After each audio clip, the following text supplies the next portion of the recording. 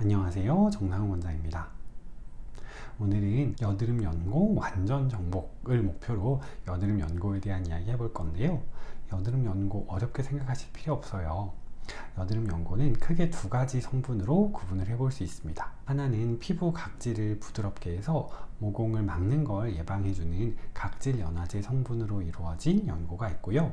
다른 하나는 세균에 의해서 염증이 생겼을 때 그 염증을 진정시켜주는 항생제 성분의 연고가 있습니다. 각질 연화제 성분의 연고는 주로 좁쌀 여드름에 사용하는데요. 모공 안에 과도하게 피지가 쌓이게 돼서 좁쌀 여드름, 블랙헤드, 화이트헤드가 된 경우에는 모공을 막는 원인이 되는 각질을 부드럽게 녹여줘서 피지 배출이 원활하게 되면 자연스럽게 여드름이 개선이 됩니다. 그래서 각질 연화제 성분의 연고를 사용하는 것이고요. 모공 안에 쌓여있는 피지 덩어리에 세균이 번식하면서 화농성에 아프고 부어오르는 염증이 됐을 때는 염증의 원인이 되는 세균을 잡아주는 항생제 성분의 연고를 사용하게 됩니다. 피부도 튼튼하고 피지가 많은 타입의 피부를 가지고 있으면서 T존 위주의 좁쌀 여드름이 많이 올라올 때는 각질 연화제 성분의 연고들을 사용하게 되는데요. 가장 우선적으로 사용해 볼 수 있는 것은 클리어틴 연고나 에크논겔 연고 같은 살리실산 2%로 이루어진 연고들입니다. 살리실산은 보통 바하, BHA 성분으로 많이 알려져 있죠. 화장품에도 사용을 하는 성분인데요. 클리어틴과 에크논겔은 이런 바하 성분으로 이루어져 있는 연고로요. 농도가 화장품에 사용하는 것보다 훨씬 높습니다. 그래서 화장품으로는 개선이 되기 어려운 피지가 많이 쌓여 있고 각질이 두꺼워진 증상에 사용을 해줬을 때 각질을 부드러워지게 하면서 여드름을 개선시켜주는 효과를 가지고 있습니다.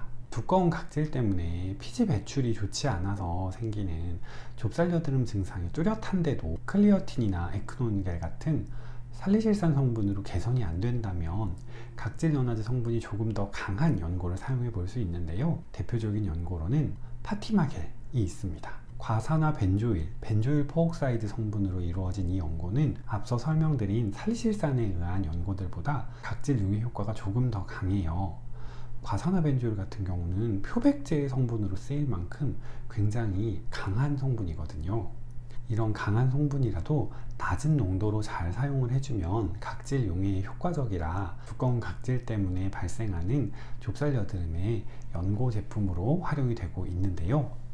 피부가 너무 약한 경우에는 이런 연고들은 사용하면 안 되니까 꼭 주의를 해주시기 바랍니다. 각질을 부드럽게 해주는 효과가 조금 더 강한 연고들도 있는데요.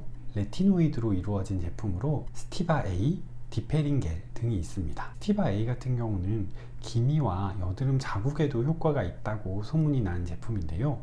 다만 피부 자극 증상이 강해서요. 피부가 너무 약하고 얇은 경우에는 사용에 굉장히 주의를 해야 되는 제품이에요. 좁쌀 여드름 정도로 이렇게 강한 연고까지 추천을 드리지는 않지만 좁쌀 여드름이 뚜렷하고 피부가 충분히 튼튼한 상황에서 살리실산이나 과산화 벤조일 연고로 개선이 안 되는 경우에는 스티바 A나 디페린겔을 사용해 볼 수 있을 것 같습니다. 이번에는 염증성, 화농성 여드름에 사용하는 연고 이야기를 해볼 건데요. 이런 연고를 사용해야 되는 피부는 피지가 많아서 좁쌀 여드름이 생기는 것보다 염증이 심해서 문제가 되는 타입에 사용할 수 있는 연고입니다. 요즘 굉장히 많이들 사용하시는 에크논 크림, 큐어 아크네, 엔젤톡, 클리어틴 2부 더블 스파톡 이런 제품들이 있습니다.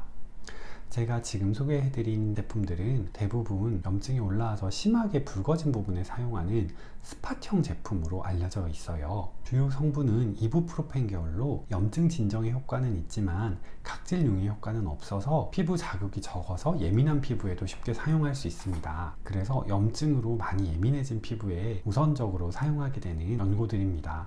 사실 이 연고들은 항생제는 아니에요. 항생제를 반복적으로 사용했을 때 주의해야 하는 항생제 내성에서 자유로울 수 있다는 점에 화농성 여드름에 처음 사용하는 연고로 많이 추천이 되고 있습니다. 이런 비항생제 염증 연고로 염증이 개선이 되지 않는다면 항생제 연고를 사용해 볼 수 있는데요. 대표적인 연고로 크레오신 T 연고가 있습니다. 여드름 관련해서 연고 검색을 해보신 분들이라면 크레오신 T 이야기는 많이 들어보셨을 거예요. 여드름의 주요 원인균으로 알려져 있는 P아크네 세균에 효과적으로 작용을 한다고 알려져 있는데요. 주요 성분은 클린다마이신 포스페이트로 피부과에서 꼭 처방이 있어야 구매할 수 있는 연고입니다. 가끔 우리가 상처 연고로 사용하는 후시딘이나 마데카솔 같은 연고를 사용해도 괜찮은지 문의하시는 분들이 계시는데요. 세균은 각 세균의 특성에 따라서 효과를 보는 연고가 매우 다릅니다. 세균마다 혐기성이냐 호기성이냐, 그람 양성이냐 그람 음성이냐에 따라서 사용했을 때 효과를 볼 수 있는 항생제가 있고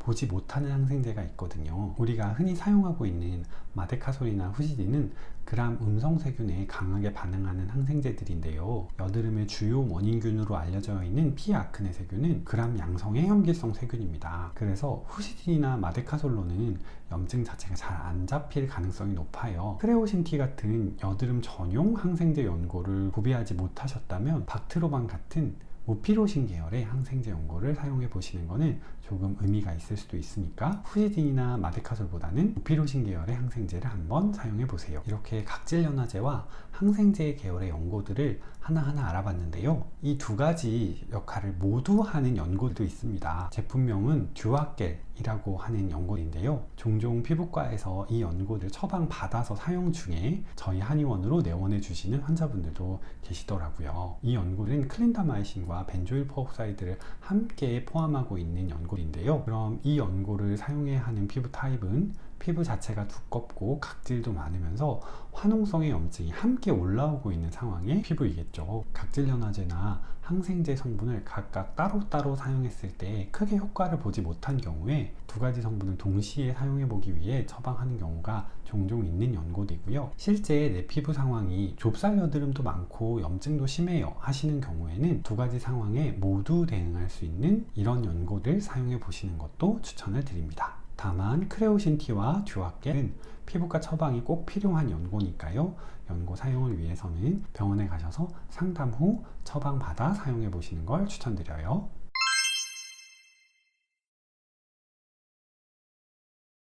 자, 여기까지 여드름 연고의 종류와 성분에 대해서 알아봤고요. 피부 타입에 따라 효과를 볼 수 있는 연고들이 조금 다르기 때문에 자기의 피부 타입이 어떤지 잘 평가해 보시고 적절한 연고 사용해 보시는 걸 추천드려요.